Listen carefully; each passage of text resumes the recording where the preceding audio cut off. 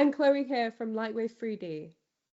Today we're going to be interviewing an award-winning digital artist, Marjan Moghaddam, to celebrate International Women's Day. Hi Marjan, please could you give us an overview of who you are and what you do for the audience? Well, I'm a pioneering digital artist and an animator, and I work primarily with 3D, CG, and animation using Lightwave 3D since 1993, I think. I'm mostly a fine arts digital artist, so the bulk of my work is geared towards galleries and museums, in which I've been exhibiting for 40 years now. But I spent many years also working in production studios as a production artist doing animation.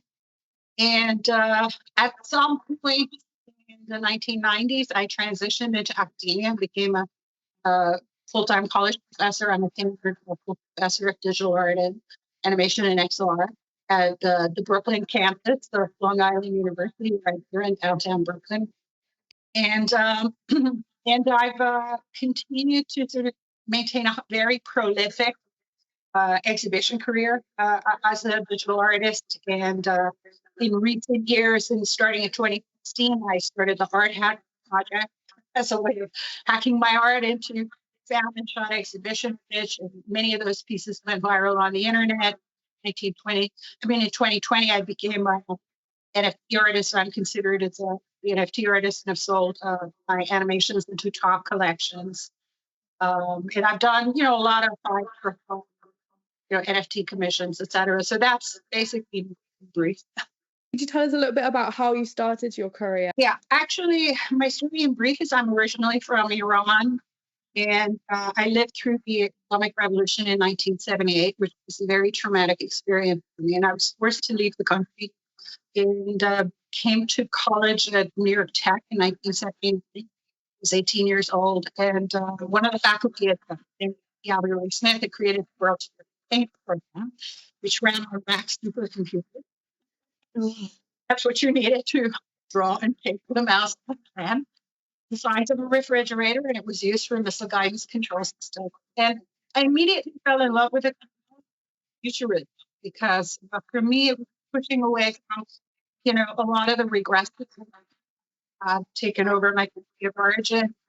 And as a woman and also especially, I bought into that whole utopian dream of technology and futurism, and I wanted to be able to create that technology. Was there a person who inspired you to become an animator, or were there any specific women that inspired you to choose your career? When I was a student in the 80s, I was mostly interested in being an avant-garde fine arts artist in the sort of punk and new wave scene in the East Village of New York City. So my goal wasn't to be an animator per se. I made use of animation alongside other things in my artwork. So a lot of my idols back then were mostly women artists. I was, Cindy Sherman was a huge influence on me and my generation because she was a media artist. And it seemed to me that all the women who were being celebrated were painters and sculptors. And, here was a woman with a camera. And so that appealed to me. I think later on, when I started working in the studios, I spent more time learning the history of animation and learning the different styles, and became aware of like Lottie Reiniger and lots of other female animators. But the biggest influence on my style is Tex Avery. Tex Avery, squashing and stretching. Of course, Chuck Jones, Bob Clampett, a lot of the early animators. And I always had a love, aside from Tex Avery, I also loved early animators at Max Fleischer's studio. A particular sort of fluid or organic style of animation, which was to me quite playful and also experimental. I've always thought the most influential 3D animation artist in terms of my practice is Chris Landry. And, Chris for years would do these amazing surrealistic figures in my that were always shown at SIGGRAPH. And then, of course, won the Academy Award. I think his style is very different than mine, but I've always been inspired by his. Well, I think, I think with traditional animation, the story is king or queen. The story is the most important thing, and the acting and form volume and every other idea then supports the story. I don't take that approach. My approach is sort of more rooted in painting and sculpture, where you're not always necessarily a story, but an idea and a state of. So Yeah. for me, I'm more interested in ideas. I'm more interested in expressing internal experiences, be they interoceptic in terms of experiences of the body or the psyche, and engaging that individual experience and the artistic expression of it with the world. The things that influence my approach are both art history, particularly the 20th century, and additionally animation history, and also film, cinema history, and the visual language of cinema. How did you create your style and how has it evolved over the years? My style has evolved in different ways. Like in the 1990s, I did a lot of bald humanoids, 3D bald humanoids with fractal textures and what I call fractal dermal pigmentation. And I did that work as early animations on the internet, 3D animations on the internet. That was part of the I was the featured artist for the launch of .com Gallery, an international forum for the digital arts sponsored by the number 2 internet company, Prodigy Inc., back in 1996. And I also did that work as large format prints. I think in the 2000s, I started to do some abstract visual music work that was also funded by the Rockefeller Fund. I was a featured artist for the visual music marathon. And then I moved towards the mocap-driven aggregated figures. So I had these like figures, they were made up of parts and they were modulating and morphing, and there was like fire, flame, and smoke and other simulations going through the figures. And I did that. I did a whole collection with that of revolutions. That work first started with Scab, which I did in 2009, and that was in SIGGRAPH, the World's Top Animation Festival 2009. And it was in the theatrical program, Best of SIGGRAPH. That year. And then I did a of Revolutions collection with that in 2015 with the aggregated figures that were parts. And that work was widely exhibited at galleries, at museums, art centers, large format prints, animations, have a tiered paintings in which the audience would drive the figures through real-time Kinect motion capture, a gestural control, explosions. That was a combination of Lightwave and Unreal Engine, by the way. And then, of course, the morphing figures that started in 2016, which is what I'm still working with. And I think for me, the central idea with the morphing figures is that I feel like because as a political refugee and as someone who had to become self-supporting in a country at a very young age, and I've had a lot of losses in my life. Now, I had to learn to push beyond the boundaries of who and what I was in fantastic ways. And sometimes I think that's what I'm at. I like here with the humanoid form and everything I have to become. And so looking at my biggest answer. Yeah, your art reflects your journey. Yeah, how I had to have resilience from trauma, how I had to go through life, how I had to discover what I was, so many different iterations and forms and volume, and how I continue to change. And so that this last collection that's coming up in almost 10 years is really the understanding of what my life is doing. And I'm very excited to see where the all goes next. So we'll see. Who would you say your biggest supporters have been throughout your entire career? I think it's been a mix. My family didn't originally support me in my artwork. I lived alone in New York, and my mom lived in the suburbs of Washington, D.C., and she was always like, "Why don't you move here?" Why? She wanted me to give up my life as an artist in New York. And I refused to. And we sort of, we had quite a conflict with that in the 80s. But then slowly things changed. I remember my mom coming to one of my gallery exhibits when they were like the first 3D large format prints that I'd done. And she came to that gallery exhibition. She traveled to New York to come see that show. And she fell in love with the work. I made a print for her and she had it framed and she put it in a prominent That's lovely. apartment. And my mom was like an exquisite decorator. I mean, like you could take pictures of the apartment in a decor magazine. She wasn't particularly wealthy, but she was just very rich in her visual a celebration of beauty in her physical appearance, and the food she made in her home. And so when I went and visited her and saw she had it in this gold frame in the most prominent place, I realized she finally supported me after all these years. But most of my support has come from curators who believed in my work, writers who wrote about my work, most of the audience, my exhibitions. The early internet was, I think, the big, big support. And then in subsequent decades and eras, I don't always go viral. Sometimes I do, sometimes I don't. But I think each time I've done work that did well on the internet, it's just all the DMs, all the messages, all the engagement, all the comments. I can't tell you how much that has supported me over the course of the last 30 years anyway.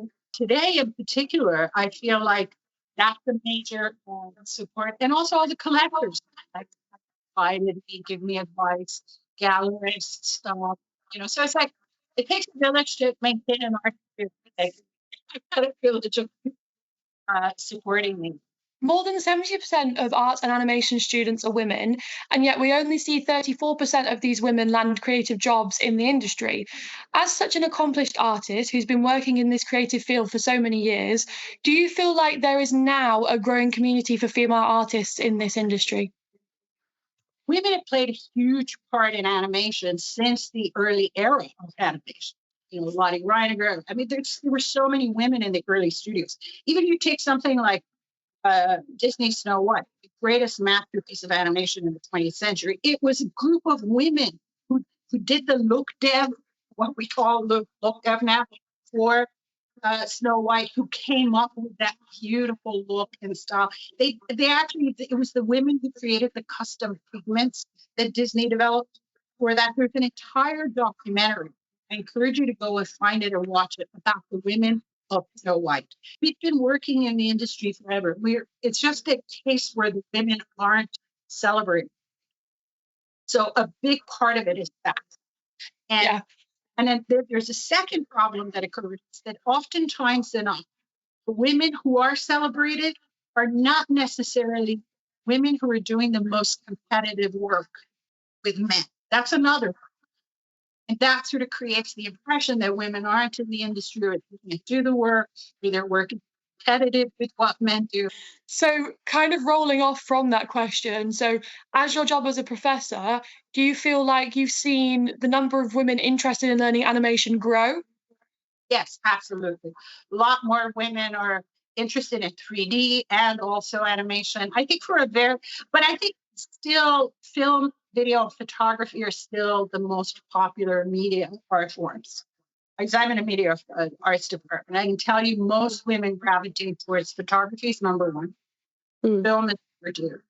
And computer graphics is like number three, mostly 2D. Combination of Photoshop, After Effects, motion graphics. 3D is still not it's not the number one pick for most women entering creative media. It took me years to get good at what I do, and there was really no way of fast forwarding. I watch students suffer through 3D modeling 1 and 3D animation 1, and I feel for them. And I've always told them, there's no way around what you got to go through to be proficient. That the old Disney animators had a line that every animator has 10,000 back keyframes, and the only way to exorcise yourself, get rid of them, is to animate them. And the thing is, most people do 200 keyframes, so they expect to be proficient. That's not going to happen. You get many, many, many, many more keyframes before you're like, okay, I'm delivering something that's fluid and organic, has good acting, has good time-based design, etc. Yeah, 100%. Moving on a little bit to talk about your career achievements. You're considered to be one of the top female artists in the world, 3D artists, which is an incredible achievement. Could you tell us a little bit about your accomplishments, and if you had to choose one that stands out that you're the most proud of? I mean, it's hard because there are things that were really big deal in terms of the attention they got. Doing a commission for the World Economic Forum as an animation, as an NFT animation, and the UN. I mean, that's pretty big. If I had to pick one, I would say the glitch contest. And the reason is because, I did the Glitch Goddess in 2018. I was already playing with this figure that goes from slender. And this was my whole idea, was that, digital art or digital animation shouldn't just follow the conventions of art. It says a woman is either slender or heavy. In animation, it's either a voluptuous figure with soft body dynamics and jiggles. We wouldn't find a male as much as a female, or even a non-binary character. It's not about that. It's about this body in a state of flux. Like I felt that intervention of the digital is, we don't have to go with one view. She's slender, she's heavy, she's pregnant, she's not, she's, abstract, she's split, she's stylized.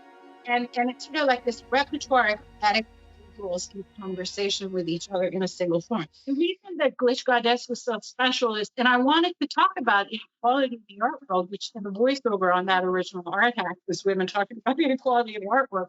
And then she blew up with tens of thousands of shares, millions of views, so many comments from women around the world. And it was this moment that I was reading these comments, and I felt like there was a whole world of women coming back and telling me, we hear you. That's my body. And I loved it because there was such a special moment of connecting and identifying through art. Such a huge community. And so to me, it's really like, you can't top that art experience, because of the authenticity of the experience, the connection to the audience, and the way all of us were transcending the boundaries to really experience and talk about something that was so central to our identity and experience. That was a really special moment. Moving on a little bit so do you think over the years you've seen a rise in women not only just being a part of this industry, but thriving in it and being acknowledged? Yes, definitely. And it really comes down to Instagram. I think there are a lot of female 3D artists, like Catherine, Renderford. I mean, there's a lot, although Renderford is a big band, but I'm saying there's a lot of artists. Previously, they could have gone to work in studios, they could have been doing,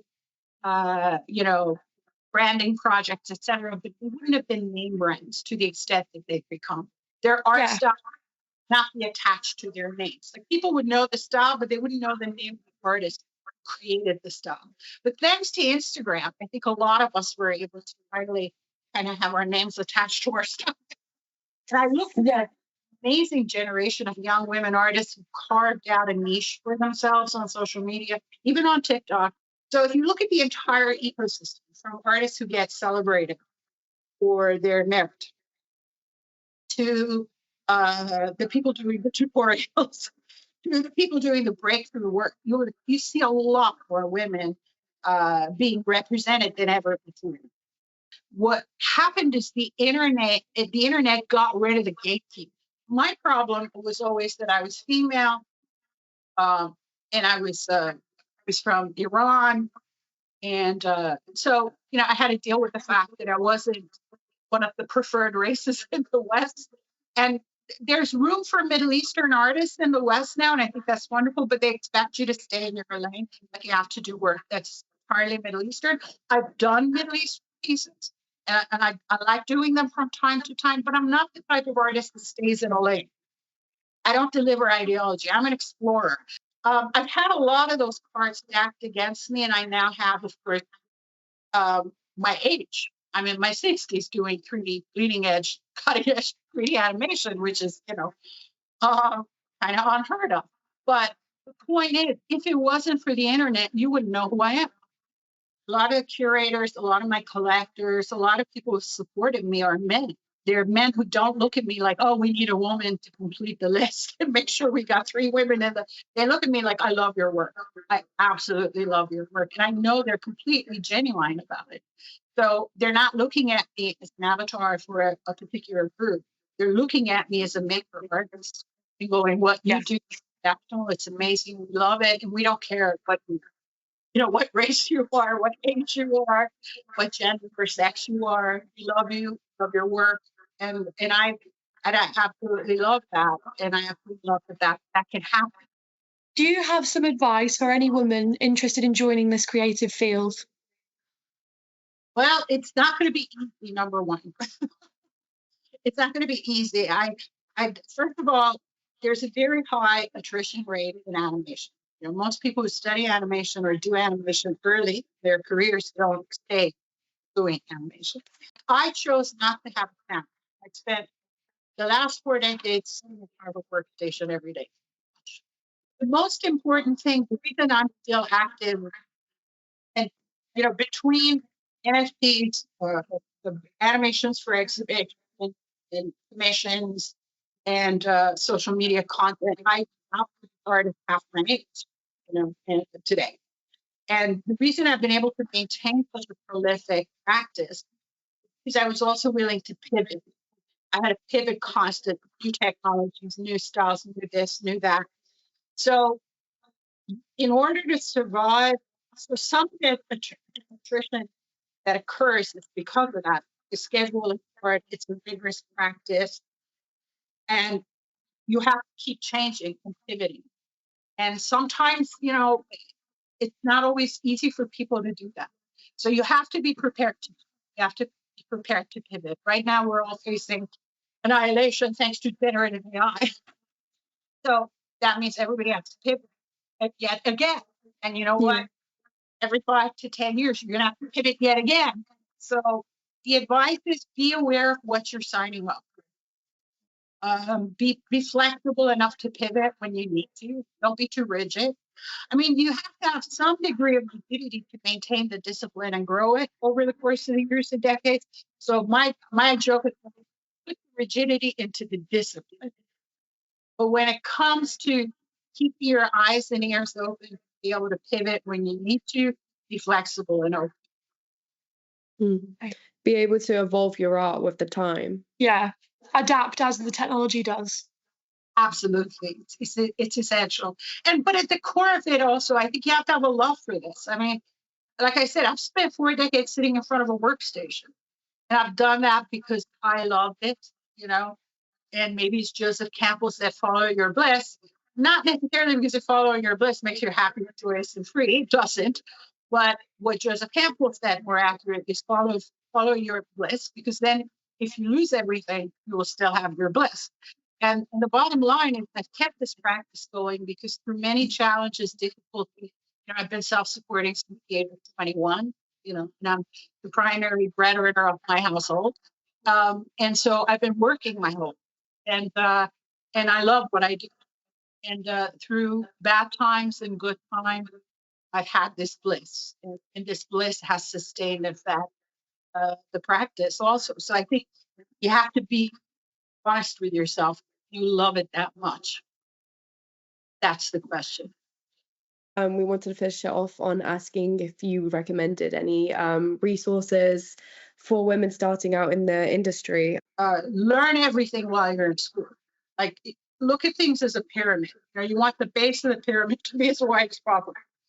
Learn photography, film, video, audio, even music, in addition to the visual arts and 3D. So get as wide a base in everything, and then be prepared to continue learning on your own, with tutorials online, etc. You have to figure out a way to have persistence, so you push through the uncomfortable feeling, following a tutorial, and you can't give up. We all go through that. You got to give the tutorial a second shot. You got to do it again. Sometimes you have to do it 4 or 5 times to get it. So you have to figure out a way to not fuck when you hit that wall of, I can't get this working. In 3D, there's no career until you figure out a way to do it. That was brilliant advice. Thank you. Thank you so much for your time and sharing your life and career with us today, Marjan. We really appreciate it. Thank you so much for having me on.